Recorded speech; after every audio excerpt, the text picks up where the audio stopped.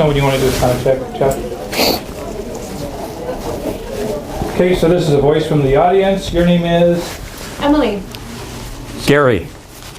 That's good. Did you get Emily?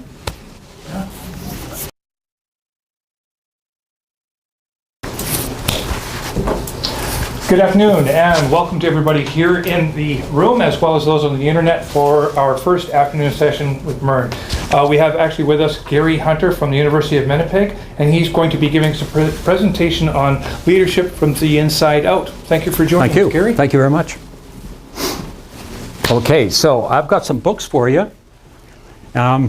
These are complimentary books. It's a book I've written, and the gist of the presentation is going to be on the contents of this book. Okay, but before I distribute them, a few questions, and before I actually give you an idea about how I'm going to proceed, I'd like to spend a few minutes asking some questions. But can we just get quickly what you're doing and who you are and what your job entails? How's that, Emily? Emily. Yeah. Yes, I am working on a literacy project for preschool kids and their families in the north end of Winnipeg called the Very Ready Project. The Very Ready Project. Very Ready Project. Takes the language from the Early Development Index. The area scores as not ready.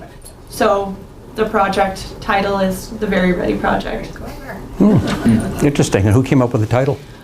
I'm not quite sure, actually. Okay, it's airborne? It's been going on for a couple of years. Okay. I am the newer outreach worker on the project, so I wasn't the one who came up with the title, so I'm not sure who came up with the title. Okay. But it's about mentoring and supporting people who work with young kids in the area, and also working with the families directly. So it's about literacy and improving access to literacy resources and trainings for the area. Okay, wonderful. Okay. My name is Carol Billick, Right. and I work with Manitoba Education and Advanced Learning. I'm currently the coordinator of the development unit, so my unit looks after all of curriculum from kindergarten through 12. Okay. Sir.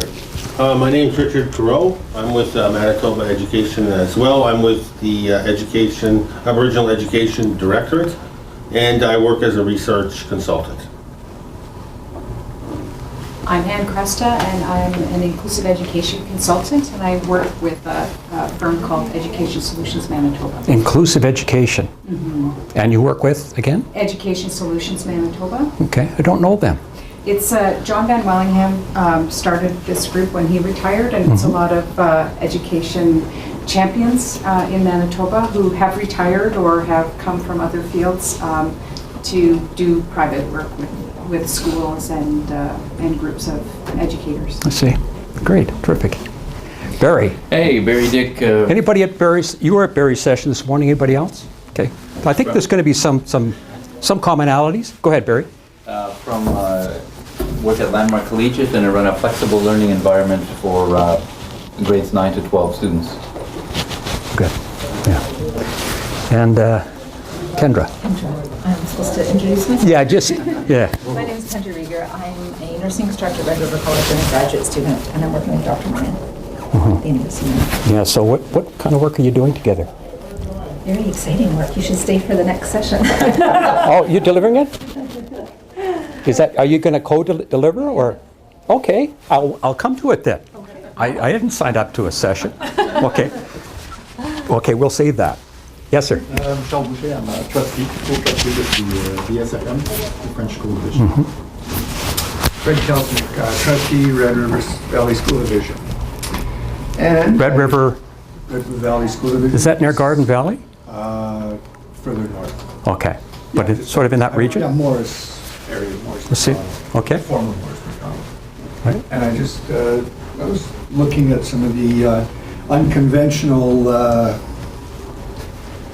methods that were presented this morning, and as we're exploring some of the issues that we've Okay.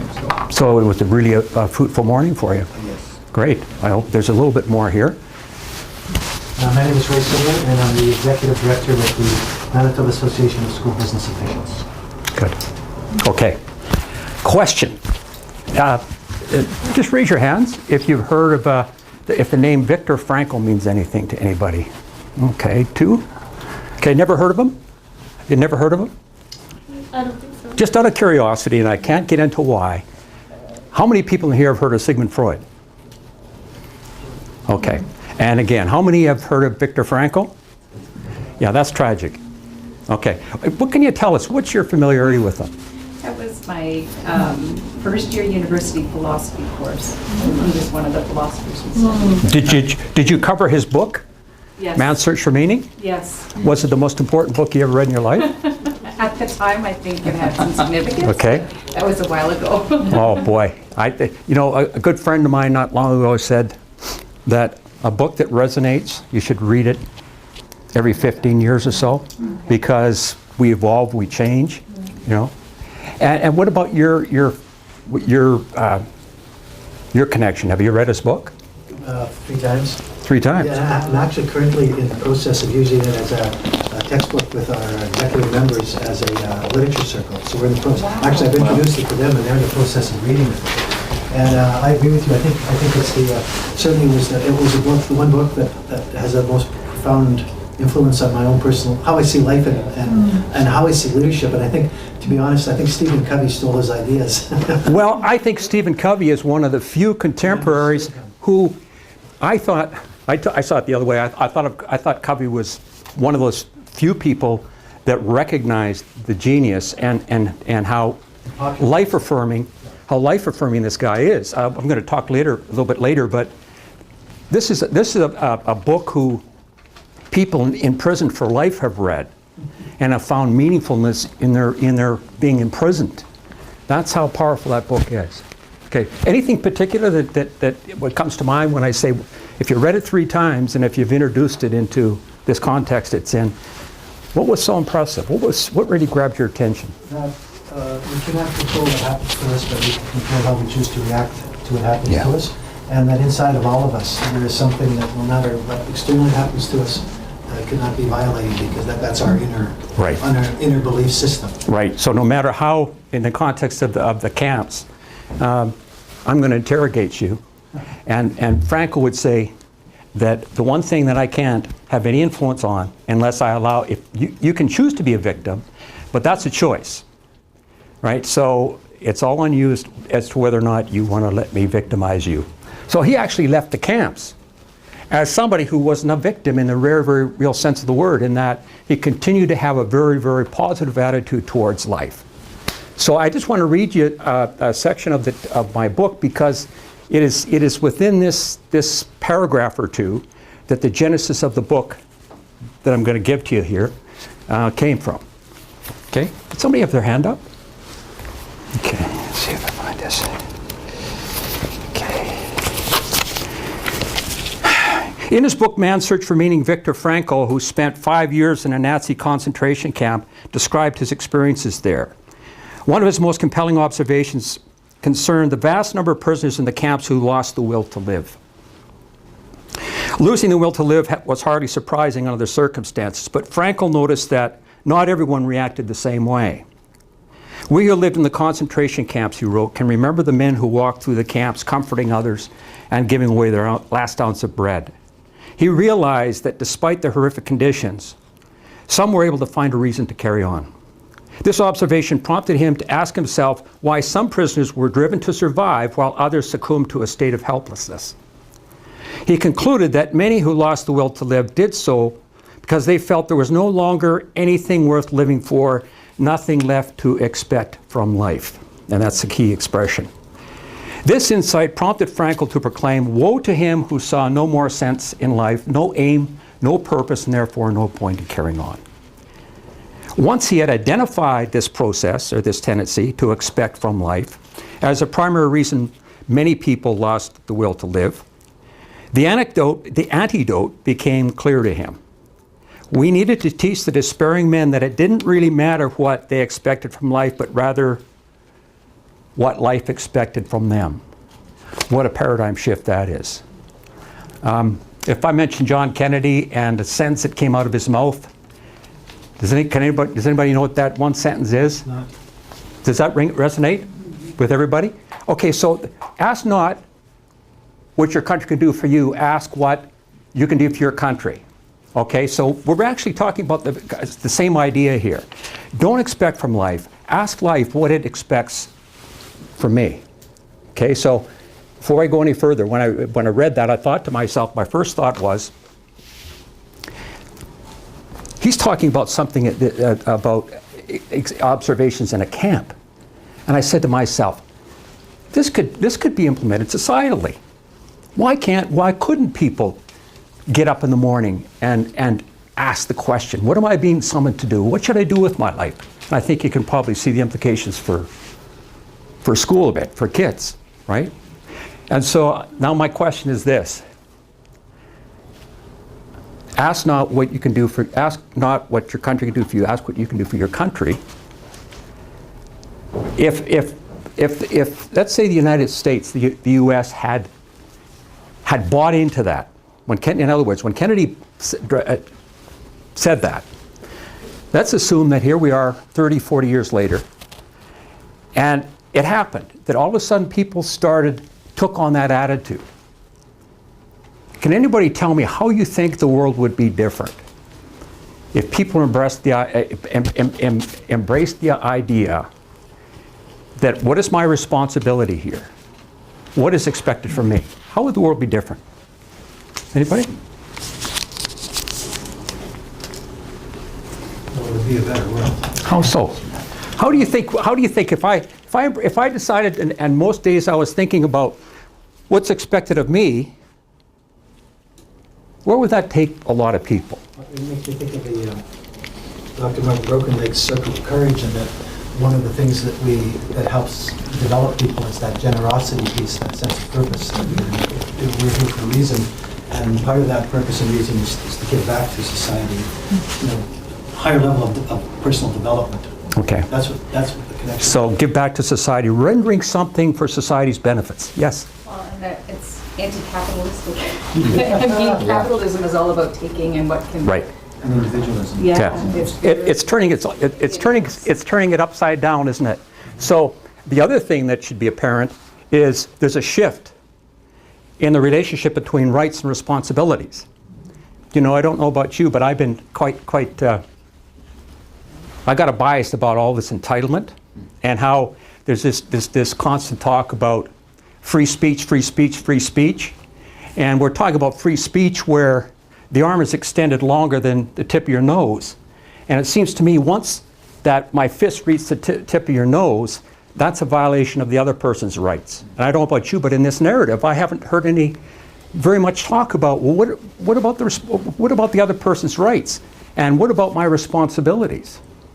So I think one of the things that would happen is that we'd be thinking in terms of, if I choose to do this, what consequences will it have on the world, other people?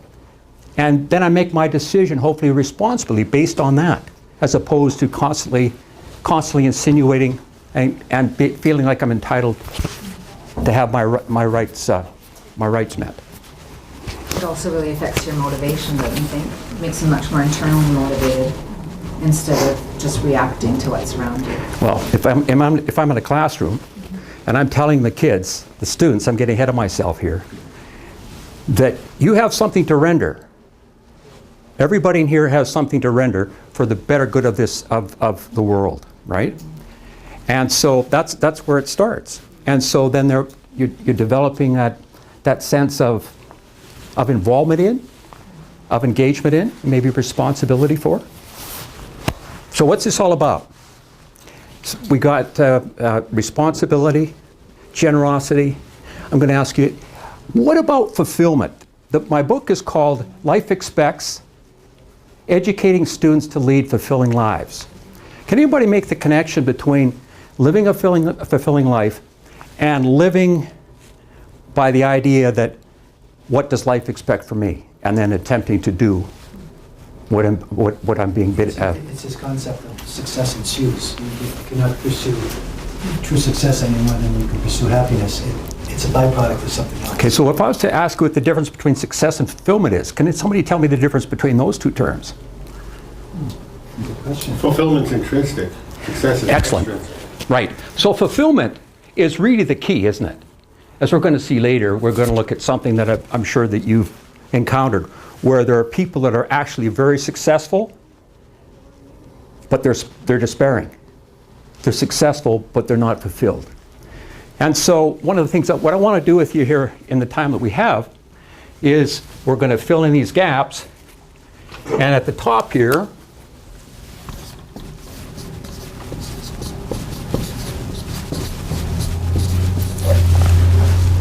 we're going to talk about the idea of life expects, what am I being asked to do, what am I being summoned to do. And down here, hopefully we can make the link. These are all pertain to education. These are the means to, hopefully, to this end.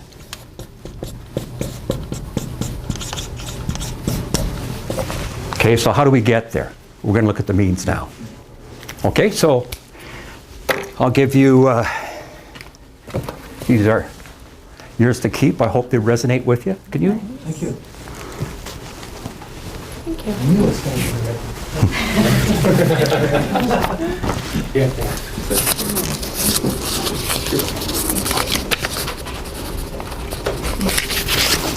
Want to pass this back in there? Sure.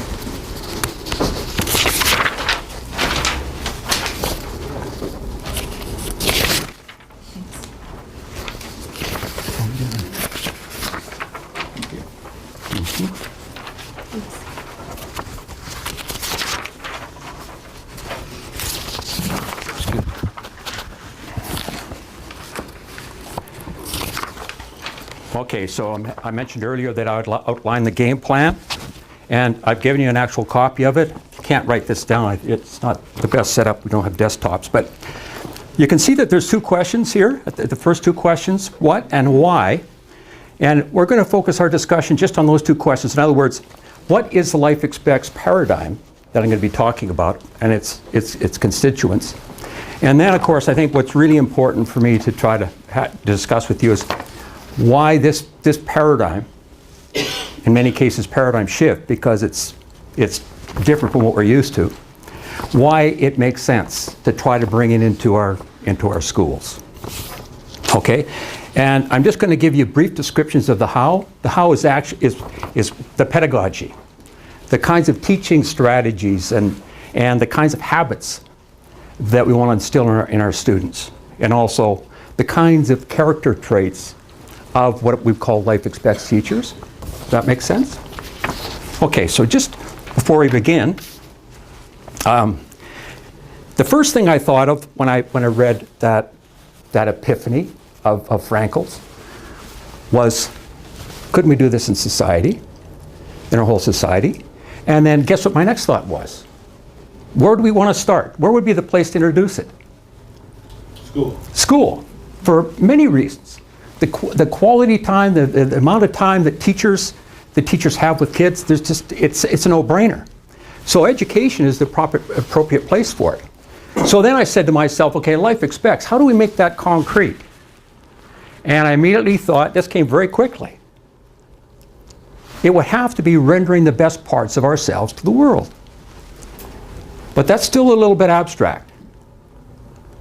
So my next thought was rendering our gifts for the benefit of the world.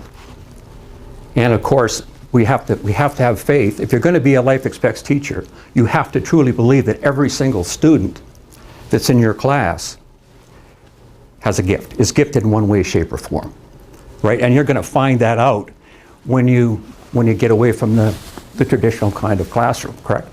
Or at least care. Right. Yeah. Yeah. So what can we do? So the book that I've written is about this Life Expects paradigm. Starts with the belief that kids, every single kid in my class, has something good and constructive to render to the world. And so we're going to get to what the teacher's role in that. The teacher's responsibility is, first of all, to have the belief, to embrace the belief. And what else does a teacher have to do? Embrace the belief, and I know, we'd all agree, I think, that everybody has gifts. No, everybody has them. So this is about teachers being committed to trying to help. You might not You might not find them, but the belief is the key thing. So in school, it would be discovering, teacher bent on first step, discovering, or discovery,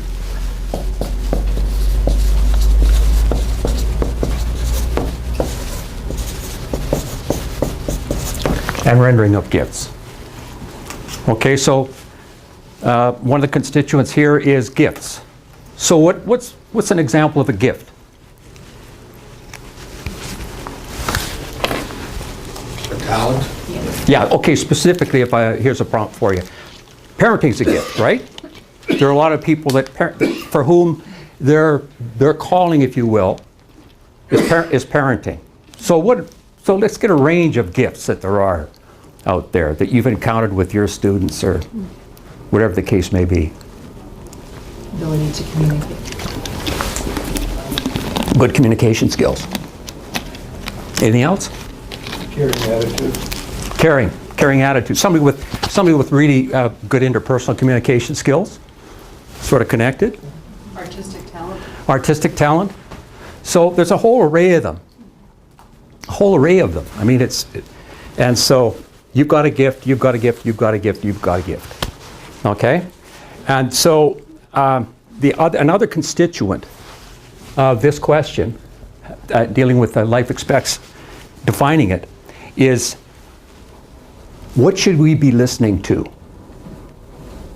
If I'm being called or summoned to something, where should my ear be placed? Out there or in here? Okay? Does anybody know the name Parker Palmer? Do you know him? No, it sounds like What? Yes. Right, exactly. What did you make of that book? I haven't read his book for a long time either, but he's very much in the teacher as caregiver mode, Yeah. right? Yeah, you love him, I think. And would want teachers to model all of the qualities I think that you're talking about, which is probably as critical as discovering and rendering of students' gifts, is that actually kids have those adult role models, which I think sometimes they don't necessarily get in schools from their teachers. It's one thing to be aware of issues. So what's the expression? Those awareness. Sorry. The expression, it isn't what you say or do, it's who you are as a teacher that has the greatest impact. Y'all agree with that? Okay, yeah, and there's a chapter devoted to that. So in the context of Life Expects classroom, what kinds of qualities would we want a teacher in that classroom to embody in hopes that the students would, So here's what some pretty wise people have to say about our inner voices. In his book, Let Your Life Speak, which is another great book by Parker Palmer, he writes, "Before I can tell my life what I want to do with it, I must listen to my life telling me who I am. I must listen to the truths and values at the heart of my identity, not the standards by which I must live, societal, but the standards by which I cannot help but live if I'm living my own life." Wayne Dwyer, have you heard of him? He wrote a book called The Power of Intention, which he says, in which the central thesis is that, I'll say it again. The central thesis of Wayne Dyer's The Power of Intention is that a benevolent universal force exists with an intended destiny for each of us, and that we all have a responsibility to pursue our intended destinies. Stephen Covey, in the Eighth Habit, he wrote the 7 Habits, then he wrote a book called The Eighth Habit. He echoes Dyer's belief and argues that from birth, latent and undeveloped, the seeds of greatness are planted. He calls these seeds of greatness, by which he means talents, capacities, privileges, intelligences, birth gifts. He believes it is our responsibility to discover and render them, but wisely warns that they will remain largely unexplored except through our own choices and efforts, and so on. You guys are all convinced of that. So the Life Expects idea, the important investment of a teacher who would want to teach in that kind of a classroom would be that he sees he or she's part of, and this is, I think if you read through the book, I think you'll see that it would be pretty easy to accommodate the various strategies and ideas and principles without it interfering with curriculum.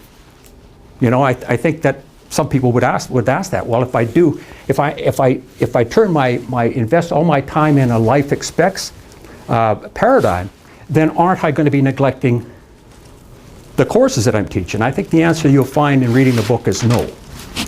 And it's very instructional. There's various instructional reasons why that I'll mention a little bit later. Okay, we're about 10 minutes to go. Okay, so that brings us to the question of why. Why would it be a good idea to bring this paradigm into our schools? Okay, now I don't have a lot of room here. It's going to be very tiny.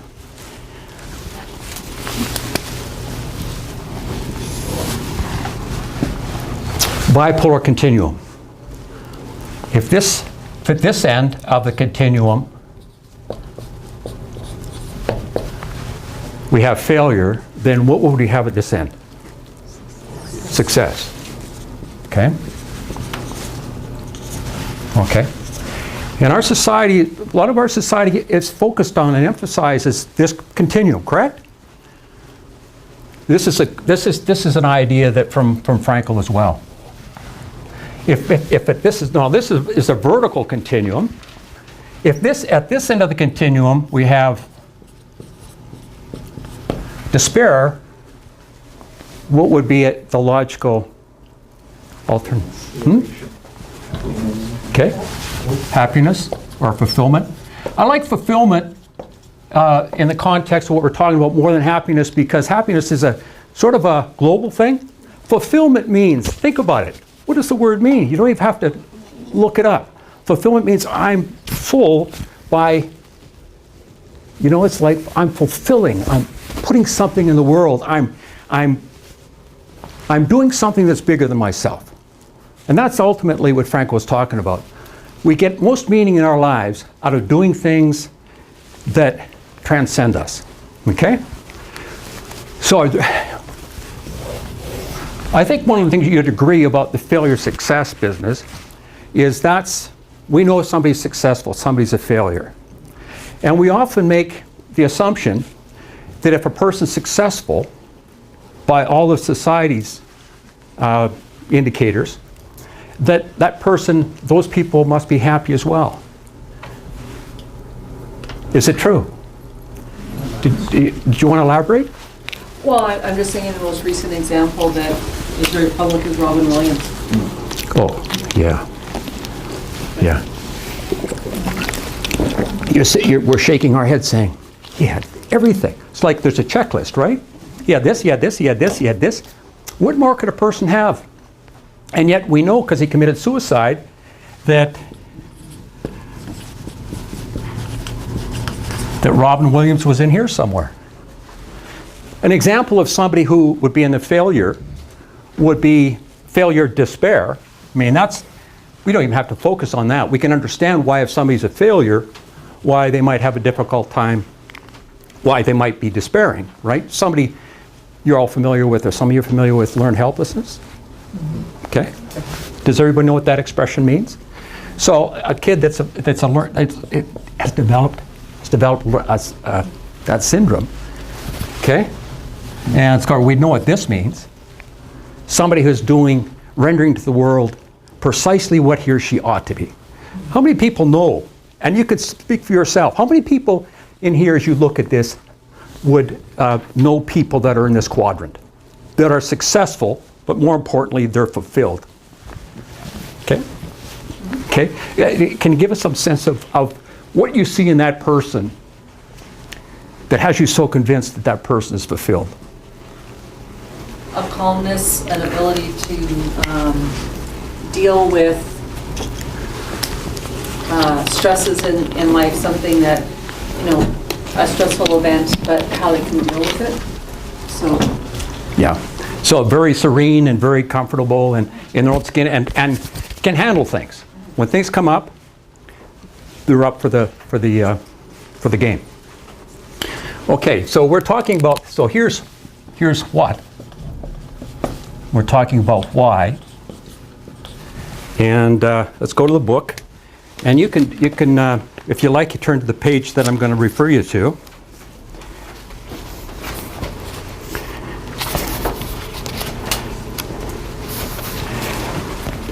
The bottom, page 38.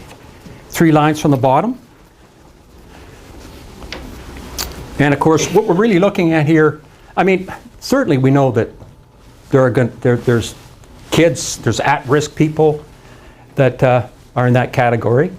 But this is the one that I think is really important to focus on at the moment. So here's what it says. We all know someone like the man who completed his medical degree and became a general practitioner, only to wake up most mornings feeling nauseous with dread in anticipation of the day ahead. Or the litigation lawyer who, while achieving financial security, was tortured by the combative and adversarial nature of his work, and who, after years of dragging himself to work, finally and wisely left the profession. There are 2 important points to be made here. The first is that each individual who chooses what are regarded as high-status professions often find their work unfulfilling. A.S. Neil, I thought of him this morning. Somebody, is it not the Met School, but was it the Sudbury Schools? Sudbury Schools? It operates like that. The kids go in on a given day and they choose whatever they want to do. If they want to sit there being bored, they can do that, right? But they usually get industrious, right? Anyway, as A.S. Neil, founder of Summerhill, one of the most famous schools in the world, he was not being facetious when he proclaimed, "Better a happy ditch digger than a neurotic doctor." Secondly, it would be hard for anyone living in modern developed countries to dispute Thoreau's claim of a century ago that the mass of men, I don't know if that means the majority, mass is a lot of people, the mass of men lead lives of quiet desperation. And that would include people who have, by societal's accounting, been successful. Correct? Okay, so now enter the teacher. We're discussing why it's important to look at the life expects and how that might affect our template here. Just carrying on, it says, ending the epidemic by embracing the life expects paradigm as follows. What can be done to protect present and future generations from the spread of this epidemic? I believe we need to shift as a society from the I expect paradigm to the life expects paradigm. And as I've said, I believe that the ideal place to set this shift in motion is in the institution of education. And then he outlines reasons why. Skipping down to the next paragraph. It's a formidable responsibility. One teacher likened it to that of school bus drivers who must get children to and from school safely. We are saving lives, he said. What if we don't get it right? We are saving lives. What if we don't get it right? This is a question life expects teachers need to ask themselves constantly, because in their classrooms, not getting it right may mean losing students' lives. In many cases, losing them to the quiet desperation epidemic. Whereas getting it right, saving lives, means inspiring students to lead the lives life expected them to lead. The tragedy of a lost life is not only the loss of a life, though. It is a loss to the whole human community. Spaceship Earth is the title of a chapter in Neil Postman's book, which is called The End of Education. Spaceship Earth is a metaphor. The Earth is a vulnerable spaceship, and we're the crew. Just as each person on a spaceship is responsible for performing certain duties, each of us on Earth has specific duties we're expected to perform. Like the crew on a spaceship, everyone has his own specific vocation or mission in life, and this is the key thing. Therein, he cannot be replaced, nor can his life be repeated. Thus, everyone's task is as unique and as specific as his opportunity to implement it. Okay? So that's the why. That's the why. People who pursue And I think one of the important things that teachers need to do in these classrooms is to build, and I talk about this quite extensively in the book, is to build confidence within students to trust their inner voices, and not allow the heavy volume, the loud noise that's coming at them from society.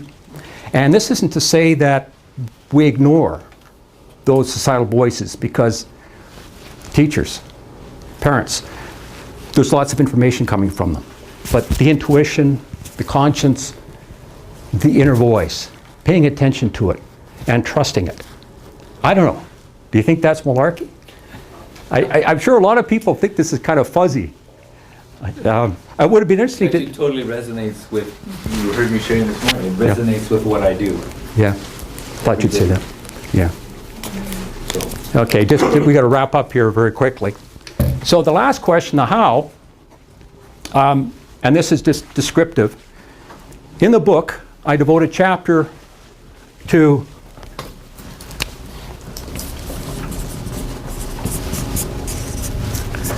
character traits that I think a life expect teacher needs to embody. And those character traits are, we heard it this morning several times, authentic, self-determining, proactive self-determining, generous, and the other one is idealist. So idealist, generous, generosity, authenticity, and self-determination. And so those are the traits. Now, in the context of teaching,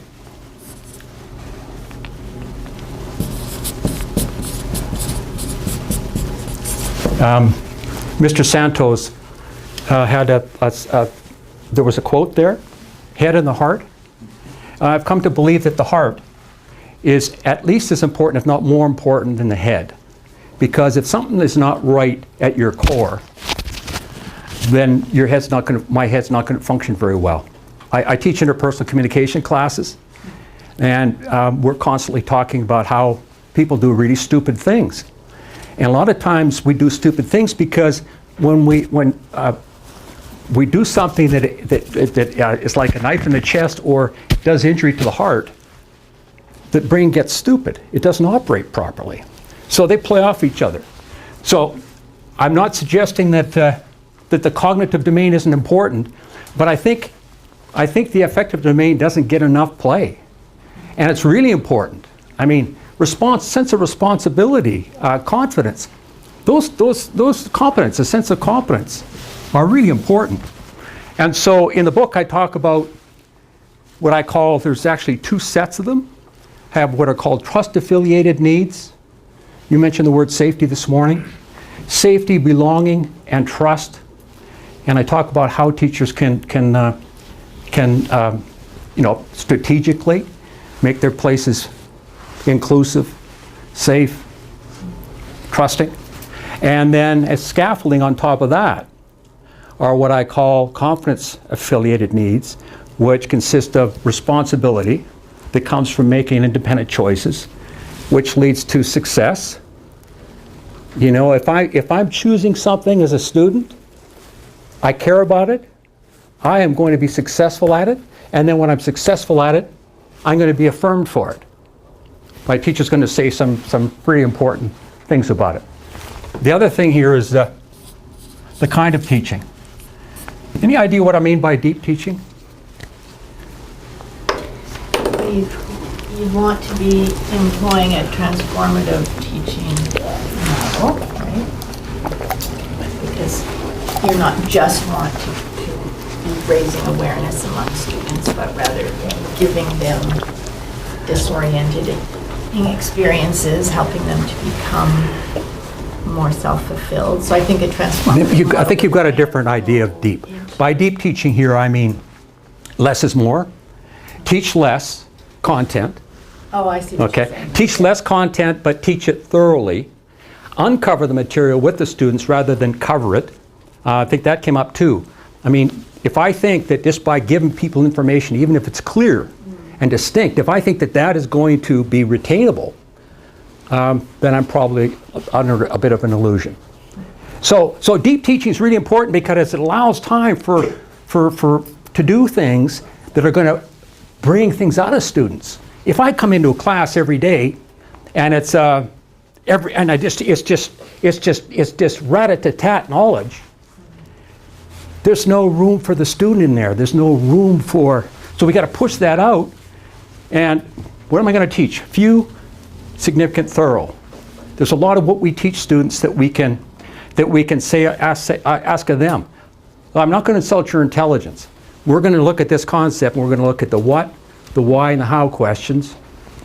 And I'm going to expect you to take responsibility for the who, when, where, right? So you're not cluttering up your teaching so much with content. And then the last thing was, you'll see it in the book, is I have a series of habits.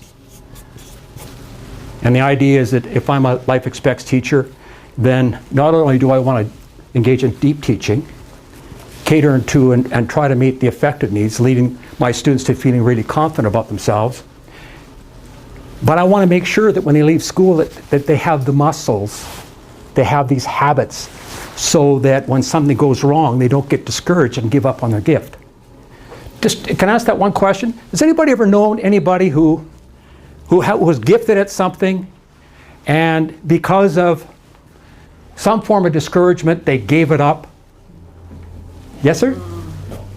No? That's okay. Yeah? I know somebody like that. Okay. Yeah, I have a cousin that she had, we don't have time to go into it. But to me, that's one of the ultimate tragedies. Somebody has a gift, and they haven't developed we're talking about resiliency here. And that's one of the habits. So there's 4 habits you can read about in the book. And just a quote in wrapping this up. Sorry, go for it. I keep inching closer and closer. Okay. It's on, well, page 16. Viktor Frankl says, "It's not up to man to question. He should recognize that he is being questioned by life. He has to respond by being responsible, and he can answer to life only by answering for his life." I feel very strongly about this. It's a very powerful note to end on. Thank you. Mr. Hunter, that was actually a brilliant presentation, and obviously it's something that can inspire a lot of passion and dialogue amongst educators, and actually I think amongst everybody. I think that it probably strikes a chord with anybody who's actually been listening carefully. On behalf of the MERN Winter Forum, I want to thank you. It's a small token of our appreciation. Oh, thank you. Can I put this on? Absolutely. You'd be the best dressed guy in the room. I want to remind everybody that in about 2 weeks' time, this video, as well as videos from the rest of the events, will be on MERN's website. And actually, I'd like to hold your book up, your Life Expects. This is probably available through McNally. McNally. It's also available at Chapters. University Bookstore? St. Patel. It's at the U of M. U of M? Excellent. That's great. Again, Okay. thank you very much. Thank you. Oops. Everyone. Thanks, everybody. That was great.